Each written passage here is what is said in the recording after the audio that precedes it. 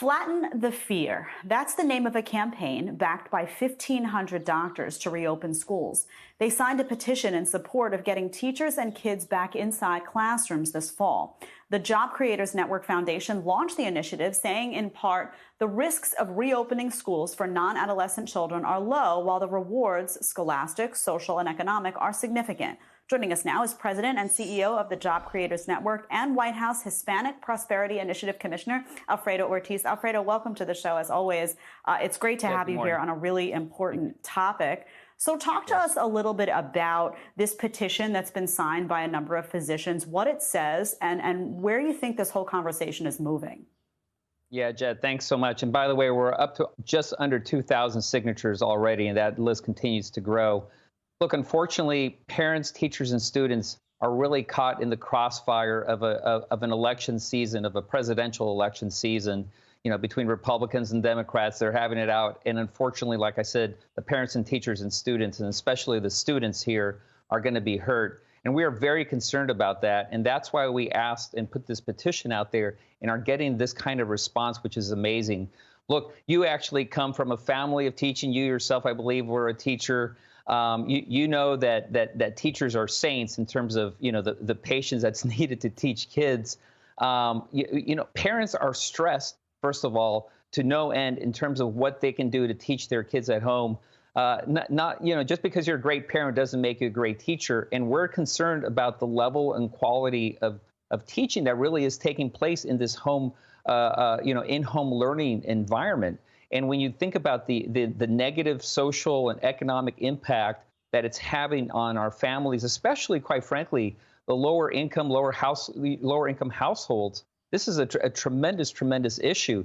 And I have to tell you, Jed, this is actually very personal for me. I came from one of those lower household incomes when I was a kid. And I have to tell you, the saddest part of my day was when that bell rang at the end of the day, because I had to go back to a dad that, quite frankly, wasn't the nicest dad on the planet. And school for me was my safety zone. And it was also a way of creating community. And what we're taking away from our kids, especially in this K-8, which is what the petition is about, especially in that area, the social development aspects of going to school and of learning there is just so critical. And we're taking that away from our kids. And that's why, again, we put this petition out and we're getting the kind of response, positive response. And by the way, this is also supported with science. Science is on our side on this, Jed.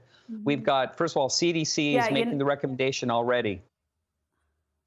Go ahead. Yeah, you know, Sorry. Alfredo, I grew up in a house where both parents had to work. There wasn't really another financial option. So I don't know what would have happened to a child like me in a situation like this. It would have been really scary for my parents to have to figure that out. One of the concerns parents have, though, is what will this look like? They're worried about sending their kids into a classroom environment where the kids are in masks all day, where the kids are in bubbles, where that important, healthy social interaction you typically find in schools doesn't exist. Is that something you can speak to at all? Yeah, you know, Jade, there's actually a study that's been done with about 15 different countries that have already sent their kids back to school. Look, absolutely, the classrooms are going to look different. We know that because of social distancing, because of the different precautions that have to take place. It's going to look different. But look, you talk about masks. Make the masks fun. Create projects, right? I mean, make them about superheroes. Why do they all have to be black and blue masks? It really looks like you're in a hospital, right?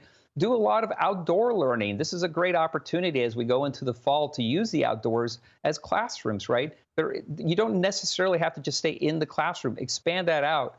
And again, we're talking, Jed, about the K-8 specifically, and they're the ones that really desperately need that social development. I think our high schoolers, they have a little bit more of opportunity to be a little bit more independent. My focus and our focus really is this K-8, and that's why, again, teachers, you know, what we're saying is, please, you know, speak out, speak up, stand up, because we know, as you were as a teacher in the past, you love your kids, right? You love your children. You know that this is the right thing to do.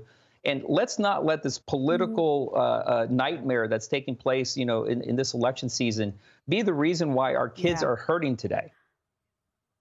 Well, Alfredo, thanks so much. And you bring up an important point of teachers and schools needing to think outside the box. I also, by the way, have a Spider-Man mask, so I'm ahead of the game, Alfredo. Yes, and by the way, thanks so much for being here. We appreciate it. Hartley's birthday is in November, I believe, so happy pre-birthday. Yes. Thanks so much. Appreciate it.